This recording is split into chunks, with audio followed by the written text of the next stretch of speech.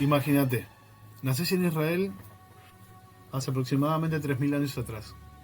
Ahí está Elías, o ahí está Jeremías, o Isaías. Gente que desde su infancia le fueron enseñando todo lo que tenía que ver con Dios. Desde chiquito le iban transmitiendo la palabra.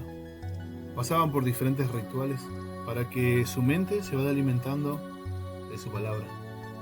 Y estos chicos conocían, tenían esa capacidad de recitar versículos, la Torá, se volvían maestros. Pero ¿qué pasaba? Ellos, me imagino que creían que sí conocían al Dios de Israel, lo adoraban, lo buscaban, consideraban que así era el método. 2 más 2 es 4. Bueno, haces esto y esto y esto y estás conociendo a Dios. Y de ahí va a venir mi prédica del día de hoy, o lo que quiero compartir con ustedes. Vos podés ser un Elías de hoy en día, un Jeremías, o podés ser un Daniel, como son grandes ejemplos y uno por ahí lejos de compararse con ellos. En la Biblia dice que su ejemplo está puesto para que nosotros podamos aprender. Elías, dice en la Biblia, era un hombre sujeto a pasiones semejantes a las nuestras, pero oró con fe y no llovió. Ese es el punto que quiero tocar hoy. Mi prédica tiene que ver más con 3 bases fundamentales en el cristiano. No voy a hablar hoy de la fe ni de la salvación, no me nace hablar sobre el amor probablemente de manera específica. Me gustaría hablar sobre uno mismo y nuestro entorno, nuestro semejante, nuestro prójimo y sobre Dios y del orden que hay establecido en un versículo al cual yo le atribuyo mucha importancia. Quiero decir esto, todo lo que yo vaya a hablar en este mensaje, yo les pido a ustedes que lo sometan a la Biblia y que tomen lo bueno y que lo que no consideran que esté bien no lo tomen.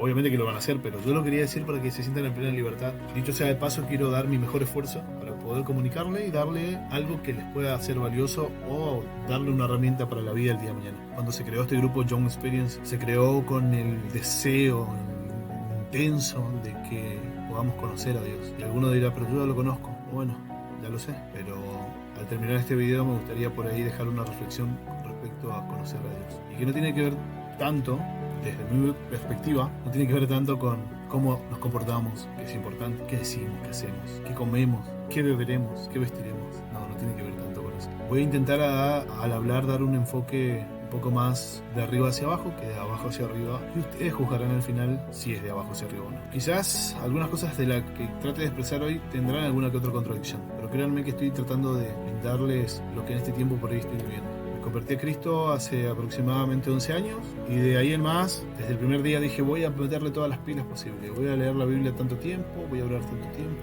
voy a tomar todos los consejos que me den mis pastores, voy a ir por ese camino, porque ellos están antes que yo y seguramente sepan guiarme e indicarme cómo es. No solamente indicarme cómo es el camino, sino cómo es Dios y enseñarme quién es Él. Y esa fue mi primera etapa del cristiano, donde todo lo que me decían lo recibía como una esponja, donde por ahí en la Biblia decía ámense unos a otros, como yo soy amado. En esto conocerán que sois mis hermanos, en que os améis unos a otros, améis, ¿no? Unos a otros, bueno, en que se amen.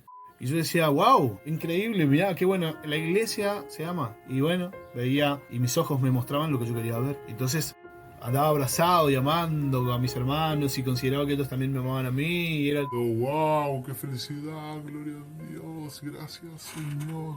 Y está bien, era un gloria aleluya todo el tiempo. El famoso Flanders, así me decían, me apodaban Flanders en el barrio, o bendiciones me decían, ese era mi apodo. Y predicaba a jóvenes y le hablaba a chicos que nunca habían conocido nada sobre Dios o tenían poca información, y yo trataba de decirle y los intentaba inspirar o motivarlos. Esa primera etapa fue hermosa. Fue increíble, no te la voy a negar, y la disfruté mucho, fue maravilloso. Pero me doy cuenta, mirando hacia atrás, que Dios me fue llevando por diferentes estadios, diferentes escalones. En mi primer tiempo con Dios yo lo veía a Él como algo, y lo veo, pero entiéndase los tiempos que estaba viendo en el contexto. Lo miraba como algo extraordinario, impresionante, inalcanzable, maravilloso, misericordioso, lleno de gracia, de unción. Y me veía a mí mismo como una lagartija, una cucaracha. Y en ese tiempo Dios, a través de su amor y de su revelación, de su palabra y de todo lo que Él me hacía sentir también, y de lo que mis pastores y mis hermanos me enseñaban, Dios me empezó a sanar, a limpiar, a restaurar, a edificar nuevamente la persona que se hubo y se destruyó mucho en el mundo. Eso hizo Dios. Y Dios en ese primer tiempo enseñó a que yo me acepte y me ame, que yo sepa que tengo defectos, que yo reconozca que los errores que cometí en el pasado no los debería cometer en el futuro, y que puedo vencer, que puedo ser más fuerte.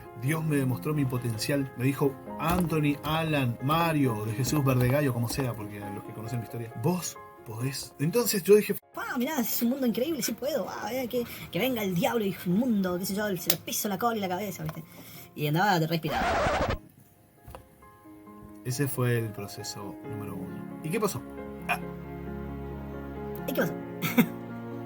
¿Qué pasó? Lo que pasó es que bueno, entré en la etapa número 2, temporada 2, capítulo 1, y resulta que, bueno, yo tenía defectos y me los reconocí y me acepté tal cual y me empecé a amar, pero me aceptaba a mí con mis defectos y mis errores, reconocí que tengo ciertas virtudes y dones o algún talento y me acepté. Y estaba contento con eso, pero ya empecé a mirar hacia afuera y a ver defectos en otros y a ver cosas que no se hacían bien. Y pasé por esa etapa también en la cual mis ojos me mostraban en el otro mi propio reflejo de errores que había tenido en el pasado. Y a esa persona en algún momento le llegué a poner una vara, una medida, una regla, diciendo vos tenés que llenar esta regla. Esta es la distancia entre lo que haces y lo que decís, ¿no? Y le ponía una vara muy alta a esa gente. Pero cuando era conmigo, ahí me entendía. Y era conmigo mucho más misericordioso que con otro.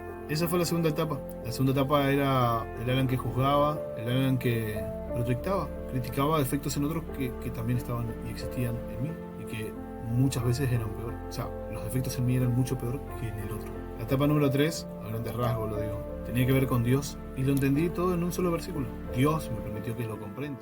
Y ese versículo dice de forma literal, ama a tu prójimo como a vos mismo. Y yo lo encaro desde esa perspectiva, lo tomo desde ahí, lo tomo desde, yo en un principio me amé, me acepté y con respecto a mis defectos intenté hacer algo en consecuencia para no ser igual. Y así como me amé a mí, así Dios me pide que ame a mi hermano. O sea, aplicando la misma perspectiva, tengo que aceptarlo con sus defectos, sus errores, sus virtudes y sus aciertos. Y no solo eso, sino debería yo ayudarlo a que haga algo en consecuencia de los dones y talentos que tiene y de los defectos también. Tengo que ayudar a mi hermano al que alcance su mejor versión. Eso es lo que yo siento que Dios me enseñó en esa segunda etapa. Yo me esfuerzo por alcanzar mi mejor versión. Debería hacer lo mismo para contribuir con el otro. Y ahí está ese versículo que dice, amen a su prójimo como ustedes mismos.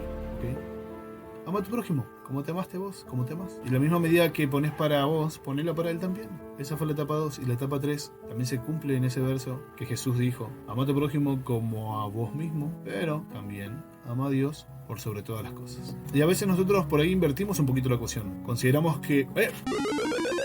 El secreto acá es amar a Dios primero. Segundo, amar a tu prójimo. Por último estás vos.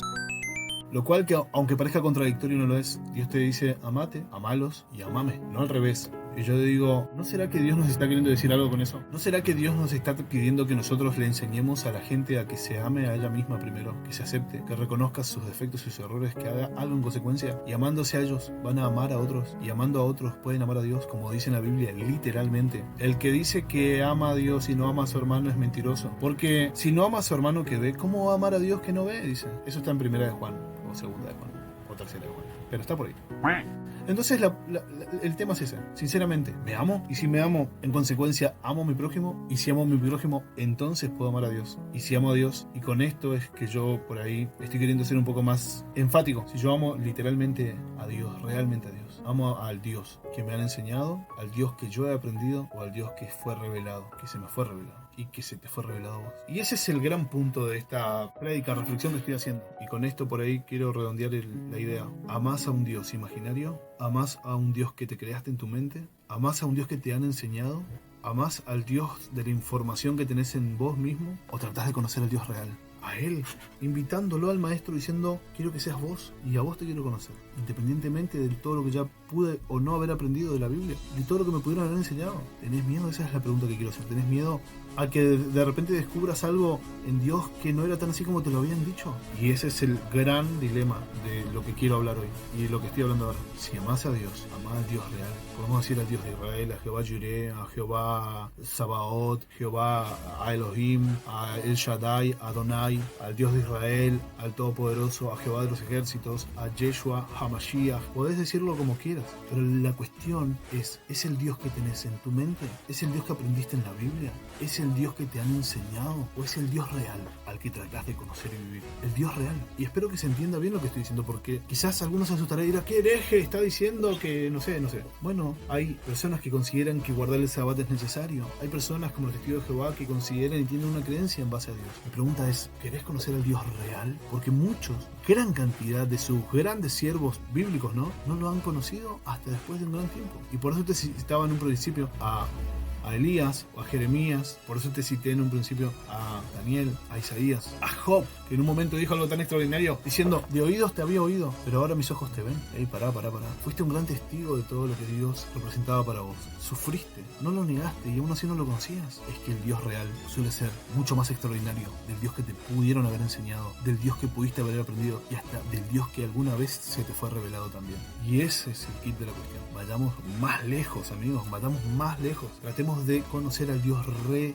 Cada día que nos levantamos, digamos, me encantaría conocerte a vos, tu persona y quién sos, Dios, independientemente de lo que me hayan enseñado. No tengo miedo, sé que me vas a guiar por el buen camino. Sé que David en algún momento lo dijo, sé que Job en algún momento lo dijo. Sé que tu palabra me enseña quién sos, me muestra atributos de tu persona. Tu palabra me va a enseñar y me va a guiar, pero conocer al Dios real. Que ese sea nuestra única esperanza. Que no nos refugiemos en la religión, que no nos refugiemos en la estructura de la iglesia o en lo que otro pueda enseñarnos, que no seamos mesiánicos en ese sentido, que nuestra confianza esté depositada en el único Padre, porque a nadie llamaré Padre en la tierra, sino solo a uno. Y lo que estaba intentando decir Jesús no es que no le llames papá a tu papá, no, o a tu mamá. Lo que estaba tratando de decir es que Él es realmente Dios y no hay nada más real que Él. Y con esto cierro. Cuando yo recién me convertí, hice todo el esfuerzo por servirle, por seguirle, por aprender, por conocerle. Pero hoy miro hacia atrás y digo, Dios vio la actitud que quise en mi corazón. Pero en un momento tuve que renunciar a la imagen que tenía en mi mente de Dios. Y tuve que reconocer, y lo reconozco, que sé tampoco básicamente nada de Él y que necesito conocer al Real.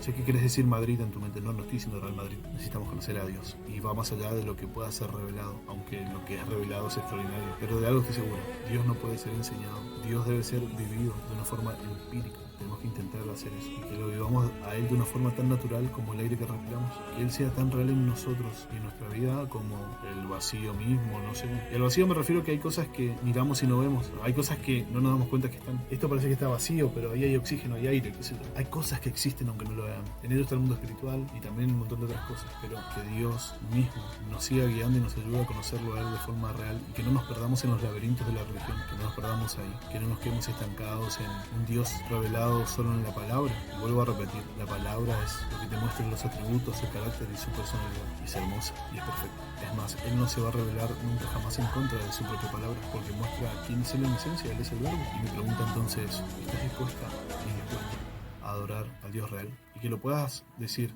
mi Dios, mi Padre, mi Rey, mi Señor, más allá de Dios de Israel, que es Dios de Israel, mi Dios, mi Padre, que podamos vivir una relación personal profunda con Él, no teniendo miedo, porque se pueden caer muchos conceptos en nuestra mente acerca de quién es Dios para nosotros, pero vale la pena conocer al real. Abrazo grande, gracias por escucharme, espero que sirva esta reflexión, espero que sea de edificación. Esto es todo, chau chau.